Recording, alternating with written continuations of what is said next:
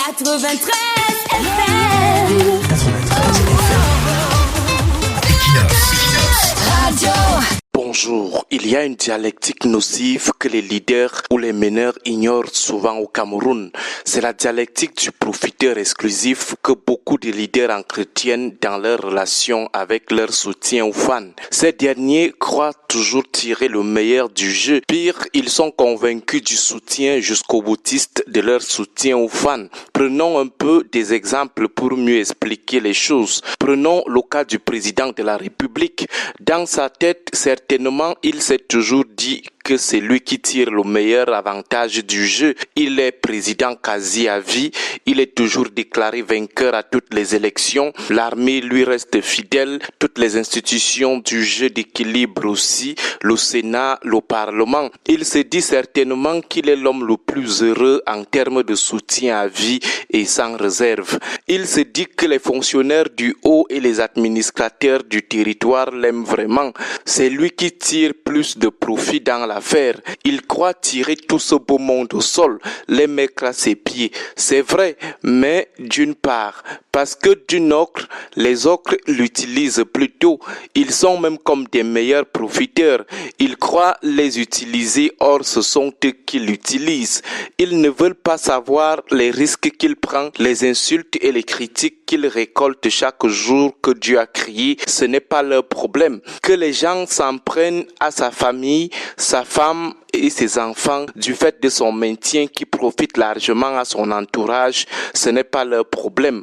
Leur problème, c'est qu'avec lui ou derrière lui, on peut se faire un pactole insolent, construire des immeubles avec l'argent détourné. Ce qui arrive au président leur importe peu. Ils ont le pouvoir. Ils mettent à volonté leurs enfants, les enfants de leurs épouses, les enfants de leur famille et belle famille dans les grandes écoles. C'est l'essentiel. Le reste là, c'est le taper la bouche devant les déboires du président. Ils ne le soutiennent que parce que son maintien au pouvoir leur offre toutes les facilités indues du monde. Que le président rentre dans l'histoire ou pas, qu'il sorte par la grande ou la petite porte, ça les intéresse peu. Leur souci, c'est de profiter de sa présence à la tête de l'État. Son état physique ne leur dit absolument rien. Même s'il lui arrive de souffrir avec certaines positions, ils n'ont rien à cirer de tout cela. Or, le président dans sa tête se dirait que ces opportunistes l'aiment. Et c'est la même chose au niveau des autres poches de leadership. Les barons qui sont en prison, quand ils étaient encore dehors, ils étaient convaincus que ce sont eux qui tiraient le meilleur du jeu.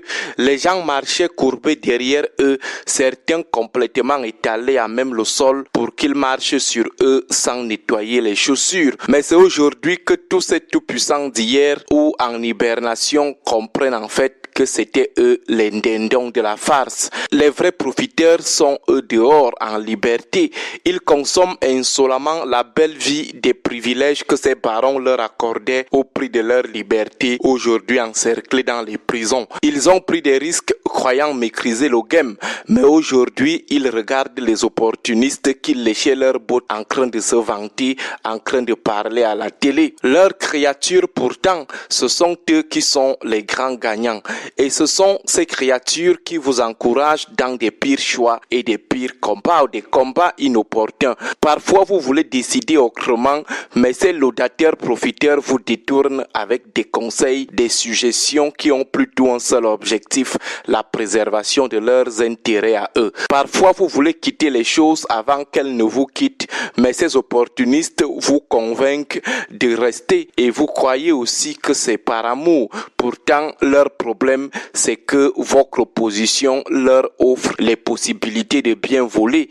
Que vous soyez traîné plus tard à la CPI, qu'on vous mette en prison après, que vous finissez en prison, que la presse vous lave chaque jour avec des grandes unes, vous présentant comme le plus grand malfrat de toute l'histoire du vol au Cameroun, ce n'est pas leur problème. Ils vous encouragent seulement. Et le pire, c'est l'ingratitude qui suit.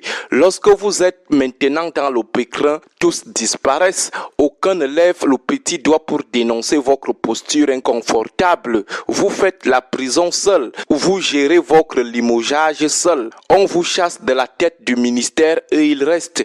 Ils deviennent même immédiatement amis avec le nouveau promu. Eux qui juraient mourir avec vous le jour où un brin de vos cheveux serait touché.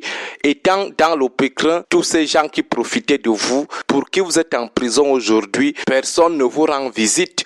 Eux qui venaient dormir devant votre portail, prêts à demander à leurs épouses de venir d'abord faire le ménage chez vous avant de s'occuper de leur propre maison, commencent à vous trouver infréquentable. Même pas une petite visite. Ils malparlent même de vous. Ils vous vilipendent. Ils sont les premiers à faire des témoignages comme ceux des proches de Mobutu, dire comment vous étiez un cannibale, comment vous ne méritez pas une âme. C'est la triste réalité de cette dialectique du profiteur exclusif. Les soutiens opportunistes noyeurs vous noient, mais quand ça cuit, vous vous retrouvez étam seul dans le pécrin. Bonne journée à vous tous. 93 FM. 93 FM.